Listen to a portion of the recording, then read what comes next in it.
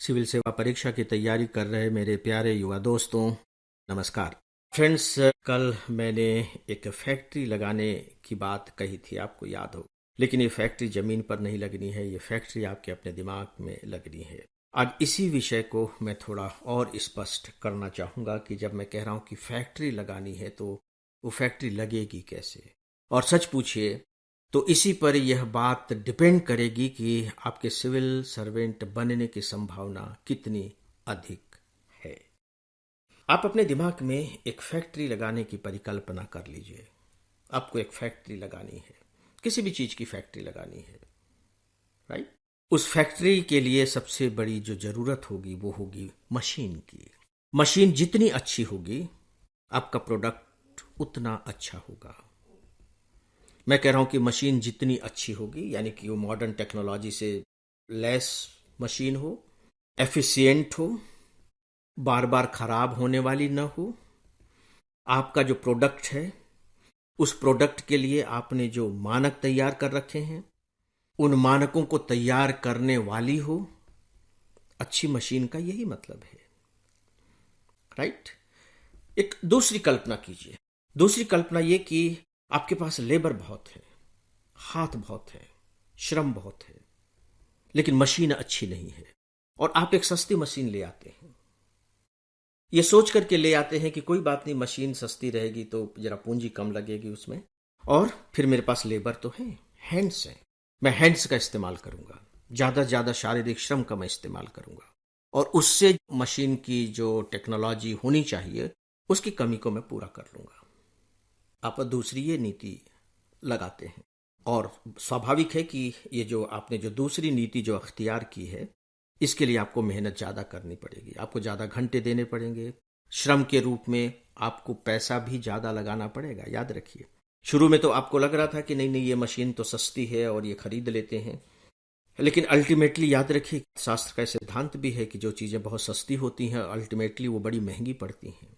शुरू में जो चीज़ें महंगी दिखाई देती हैं अंत तक पहुंचते पहुंचते वो अपने आप को सस्ता कर लेती हैं, क्योंकि उनकी ड्यूरेबिलिटी बहुत होती है, वो बार बार खराब नहीं होती, वो बहुत तेजी के साथ प्रोडक्शन देती हैं। लेकिन जो सस्ती मशीन होगी उसकी अब समस्याएं होंगी ही, बीच बीच में रुक रही है, खराब हो रही है, फिर बनवाना पड़ रहा है, तब तक के लिए प्रोडक्शन रुका हुआ है, लेबर ओरिएंटेड है, ज्यादा लोगों को शामिल करना पड़ रहा है। जिन लोगों को आप शामिल कर रहे हैं बाकायदे इनको भी तो आपको मजदूरी देनी पड़ेगी, सैलरी देनी पड़ेगी। तो शुरुआत में तो आपको लगता है कि ये नहीं नहीं ये सस्ता है और मेरे लिए अफोर्डेबल है और मुझे ये ले लेना चाहिए, लेकिन अल्टीमेटली आगे चल करके आपको दिक्कत होने लगती है। और फिर जब आप कंपटीशन में उतरते हैं, क्योंकि मार्केट में सिर्फ आपकी ही फैक्ट्री नहीं है और भी जो दूसरी फैक्ट्रियां मौजूद हैं, तो पता लगता है कि नहीं, उनका जो प्रोडक्ट है, उनका जो उत्पाद है वो आपकी तुलना में ज़्यादा अच्छा है, दिखने में ज़्यादा अच्छा है, सुंदर लगता है, टिकाऊ भी कुछ ज़्यादा है, और सच पूछे तो उसकी कॉस्ट ऑफ प्रोडक्शन इतनी कम है आपकी तुलना में कि वो आपको मार्केट में टिकने नहीं दे रहे हैं। तो नतीजा ये होगा कि एक दिन आप बाहर हो जाएंगे। और क्यों बाहर हो गए? बहुत ही सिंपल सा निर्णय उसने आपको बाहर कर दिया कि जब आप मशीन ले रहे थे उस समय आपने मशीन की गुणवत्ता से समझौता किया है, उसकी क्वालिटी से समझौता किया है, बस केवल एक कारण। अब वो आपको समझौता क्यों करना पड़ा ये एक अलग बात है, उसके लिए आप दुनिया भर के तर्क दे सकते हैं और आपके जो तर्क हैं वो बहुत सही भी होंगे। मैं ये नहीं कह रहा हूं कि आपके जो तर्क होंगे वो बिल्कुल गलत ही हैं। आपकी अपनी परिस्थितियां हैं, आपके पास उतनी पूंजी नहीं थी कि आप वो मशीन खरीद सकें, या ये भी हो सकता है कि आपको अच्छे मशीनों की जानकारी ही ना हो, ये भी हो सकता है, या ये भी हो सकता है कि आपके जो सलाहकार हों वो सलाहकार सही ना हो, उन्होंने आपके चेहरे मोहरे को ध्यान में रखते हुए यानी कि नहीं नहीं यार अब इसको तो एक मशीन चाहिए ना, तो अब मशीन के बिना ये उदास हो जाएगा तो इसको यही मशीन दिला दो। चेहरे मोहरे कहने का मतलब है ये कि आपकी इच्छा को ध्यान में रखते हुए जो आपको बेहतर लग सकता है उन्होंने आपको वही सलाह दे दी, और चूंकि आप उन पर बहुत ज्यादा विश्वास करते थे तो आपने उनकी उसी सलाह को मान लिया। बहुत से कारण हो सकते हैं, लेकिन याद रखिए कि जीवन अपनी गति से काम करता है, समाज अपने ढंग से काम करता है। समाज और जीवन किसी एक व्यक्ति पर आधारित नहीं है, वो किसी को कोई छूट नहीं देता है। मान लीजिए कि मैंने एक घटिया मशीन लगा ली है, घटिया फैक्ट्री तैयार कर ली है, तो जो मुझे बाजार है इस बात के लिए छूट नहीं देगा कि भैया ये तो बेचारा था, इसके पास पूंजी नहीं थी, लेकिन फिर भी देखो इसने कितनी बड़ी हिम्मत की कि कम से कम फैक्ट्री तो लगा ही ली। तब इस बेचारे का जो सामान है वो थोड़ा सा महंगा भी हो रहा है और थोड़ा सा बेकार क्वालिटी का भी है, लेकिन कोई बात नहीं, चूंकि बेचारे ने हिम्मत की है तो इसे भी जगह दे दो, यह भी बिकेगा। जिंदगी यह रियायत आपको नहीं देगी। यूपीएससी आपको ऐसी कोई रियायत नहीं देगी, सीधी सी बात है। दोस्तों, मुझे लगता है कि मैं जिस एनालॉग को लेकर के अभी चल रहा था, जिस रूपक को लेकर के बात कर रहा था, शायद अंत में अब जब मैंने यूपीएससी का नाम लिया है तो वह रूपक आपके दिमाग में क्लियर हो गया होगा। दोस्तों, बात बहुत स्पष्ट है और वो ये है कि जब आप मुख्य परीक्षा की अपनी तैयारी की शुरुआत करेंगे तो ये इस बात पर बहुत ज्यादा निर्भर करेगा कि जो शुरुआत करने का जो आपका प्लेटफॉर्म है, वो प्लेटफॉर्म कैसा है, वो साफ सुथरा है कि नहीं, वो मजबूत है कि नहीं, वो अनुकूल है कि नहीं। कहीं ऐसा तो नहीं कि आपने उसके साथ समझौता किया है, और अगर आप उसके साथ समझौता करेंगे तो मान करके चलिए कि यूपीएससी आपके साथ कोई समझौता करने वाला नहीं है, बिल्कुल भी वो समझौता नहीं करेगा। वहां तो एक एक नंबर की मारामारी है, एक एक नंबर की मारामारी है, वहां तो समझौते का कोई सवाल ही नहीं उठता है। इसका मतलब है कि जो तैयारी कराने वाला जो प्लेटफॉर्म है, कम से कम वहां तो आप किसी तरह का कोई समझौता न करें। यह मेरी सलाह है।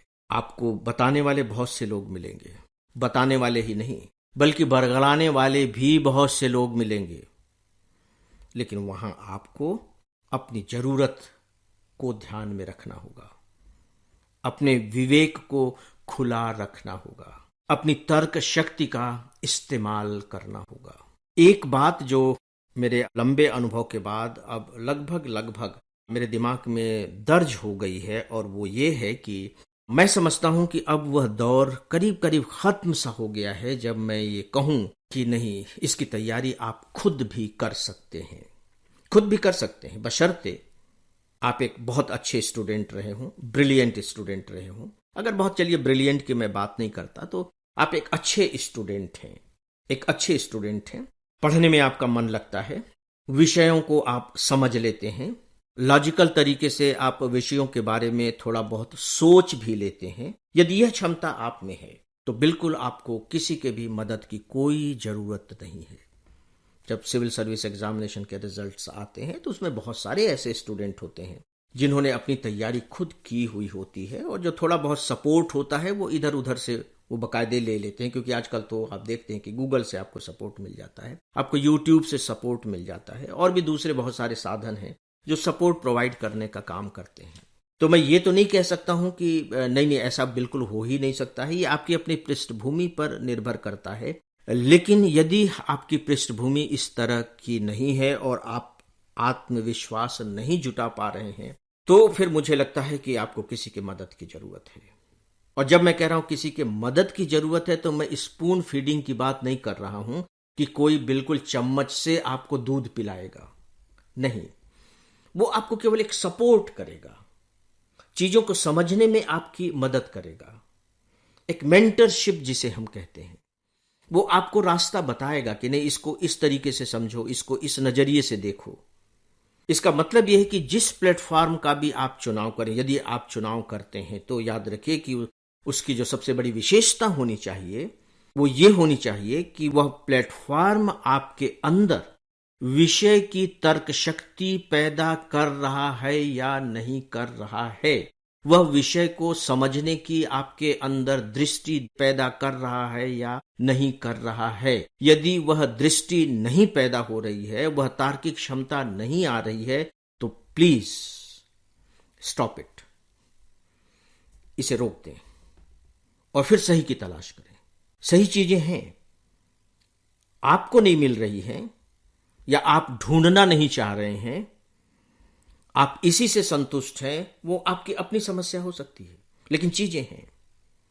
लेकिन केवल किसी से इसलिए चिपके रहें क्योंकि मैं इसे ले चुका हूं, इसमें मेरा पैसा लग चुका है, उससे क्या होगा? ये ठीक नहीं है। आपकी जरूरत पूरी हो रही है या नहीं हो रही है, आपका इलाज हो पा रहा है या नहीं हो पा रहा है, वो महत्वपूर्ण है। दोस्तों, मेरी इस बात पर विचार कीजिएगा, गंभीरता से विचार कीजिएगा, क्योंकि ये बहुत ही महत्वपूर्ण बात है। तो फ्रेंड्स, आज बस इतना ही। न्यूज़पेपर की क्लिपिंग्स आप सबको प्रोवाइड कर रहा हूं। ईमेल लिखने वाले सभी मित्रों को धन्यवाद देता हूं और इसी के साथ ही आज के इस डेली ऑडियो लेक्चर को यहीं समाप्त करने की इजाजत चाहता हूं। नमस्कार।